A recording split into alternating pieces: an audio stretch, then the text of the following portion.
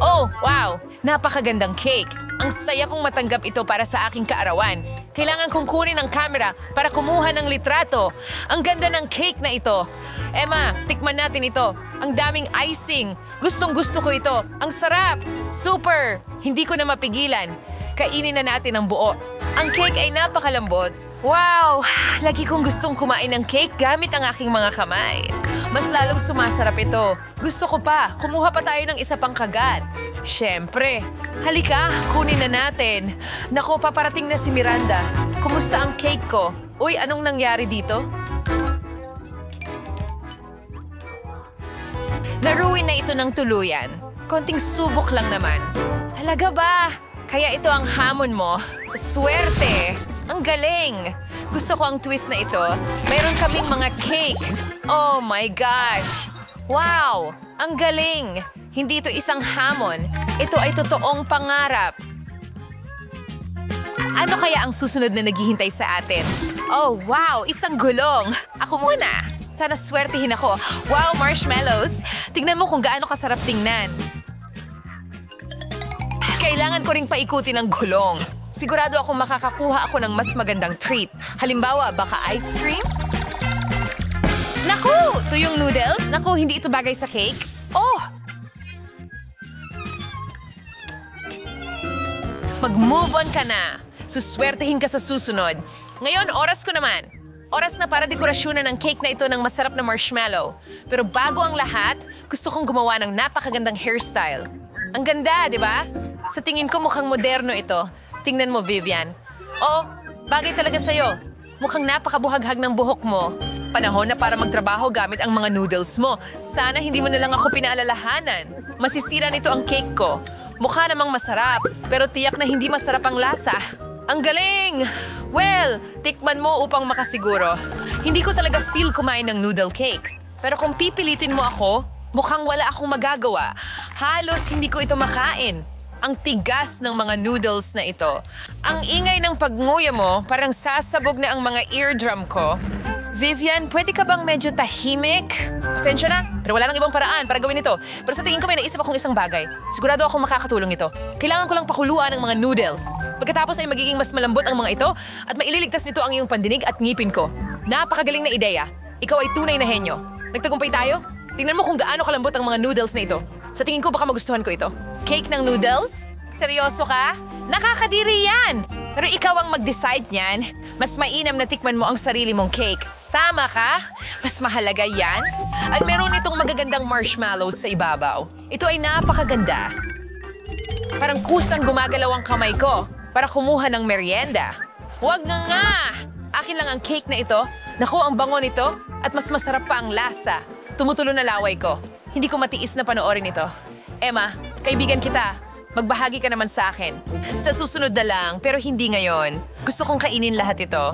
Sige na nga, kukuha na lang ako ng marshmallow.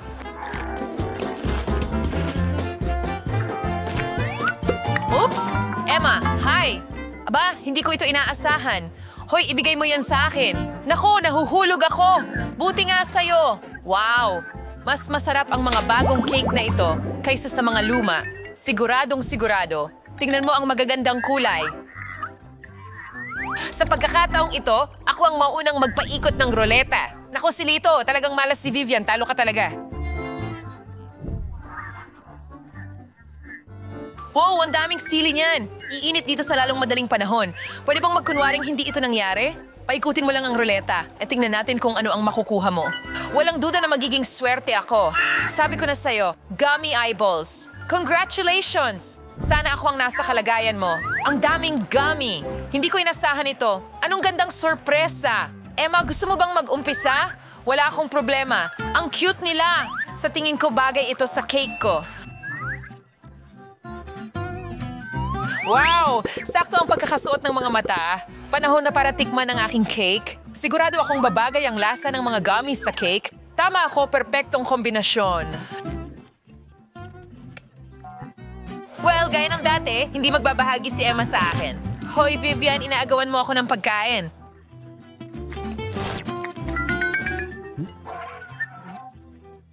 Hindi ko tatanggapin iyon. Hindi gaganas sa akin ang trick na yan. Kaya kong kainin ang masarap na cake na ito ng mag-isa. Sa totoo lang, hindi na ganun kasarap tingnan. Ayos lang yun sa akin. Kaya hindi mo na nanakawin ang cake ko. By the way, tapos na ako. Oops, tumama yung mata sa noo ko.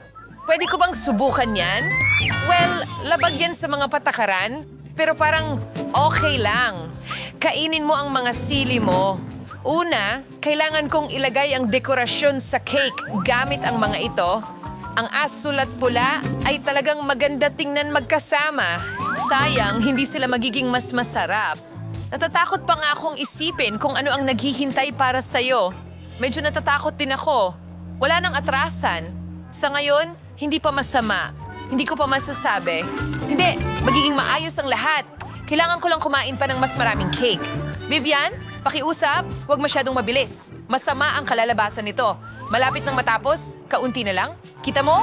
Nagawa ko. Hindi sana tayo natakot ng husto. Oh, naiinitan na ako. Emma, pakiramdam ko nag-iinit ako. Alam ko na mangyayari ito. Sandali lang. Kaya kong ayusin ito. Meron akong balde ng tubig. Makakatulong ito. Maligo ka ng malamig. Vivian, hindi ko akalaing magiging masaya ako dahil dito. Salamat, Emma. Yeehaw! Oh! At narito ang mga bagong cake. Panahon na para palamutian sila ng iba. Gusto ko nang magsimula. Sana walang magbago at makakuha ulit ako ng masarap na pagkain. Pugita? Hindi! Dapat may pagkakamali. Gulong na ito, tanga. Gusto kong ilipat ito. Huwag mong subukan. Pugita ang kapalaran mo. Mukhang kakilakilabot ang mga pugita na ito. At ang baho nila. Siguradong mas susuwertehin ako kaysa sa iyo ngayon. Mga ice cream bar? Oh, Diyos ko, matagal na akong nangangarap ng ice cream. Well, natapos na ang swerte ko. Oh, ang daming ice cream. Wow! Hindi ko inaasahang ganito karami. Sana makatikim man lang ako ng isa. Sa ibang pagkakataon, Emma? Pero sa ngayon, kailangan mong panoorin ako habang kinakain ko ito. Ang sarap! At meron pang tsokolate sa ibabaw. Sigurado akong babagay ito sa cake ko. Kailangan ko lang ilagay ang huling ilang ice cream bar sa ibabaw. Saka ko ito matitikman. Lumabas itong maganda. Ano ang lasa nito, Vivian? Malalaman natin. Oh, Diyos ko, wala akong masabi. Ang ice cream na may cake ang pinakamagandang bagay na natikman ko sa buong buhay ko. Ngayon, mas lalo ko itong gustong subukan. Well, nagpalit tayo ng papel, kaya pwede ko nang sabihin na hindi. Ang cake na ito ay may isang kahinaan, mabilis itong maubos. Ay, bakit biglang lumamig dito? Naku, hindi ako makagalaw. Mukhang may kumain ng sobrang daming ice cream. Vivian, mukhang isa kang ice sculpture. Tulungan mo ako, Emma. Oops, hindi ko na yata ito nakakatawa. Mabuti na lang at may dala akong gas burner. Tutulungan ka nitong bumalik sa ayos, Vivian. Kailangan natin itong itodo o hindi ito gagana. Ayos, mas mabuti na. Subukan natin. Wow! Halos hindi ko makontrol ang burner na ito. Medyo nagiging magulo na ang sitwasyon. Emma, sinubukan mo akong iprito. Salamat na rin. Bakit hindi mo kainin ang cake mo? Hindi ba natin pwedeng maghintay ng kaunti pa? Paano kung kainin ko na lang ang cake ng walang pugita? Huwag mo akong subukan linlangin. Sige na, dekorasyonan mo na. Pero sisirain nito ang lahat. Ayoko idagdag ang ganitong uri ng pagkain sa ibabaw ng aking cake. Hindi ko kayang panoorin ito. Nasasaktan ang kaluluwa ko. Satisfied ka na ba, Vivian? Nilalagay ko na ang pusit sa cake.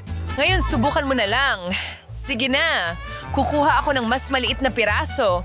Mukhang nakakadiri. Kahit papaano ay matatabunan ng cake ang ilang amoy. Ayoko nito. Ito na ang pinakamasamang cake na natikman ko. Sandali lang, Emma. Oh, hindi, nabibilao ka na ko. Tulungan mo ako, Vivian. Huwag kang mag-alala. Tatanggalin ko yung pugita sa'yo. Nabibilao ka na ko. Hindi ko na kaya. Gumana ito, sabi ko na sa'yo. Salamat, sakto sa oras. Ngayon, maaari ka nang magpatuloy.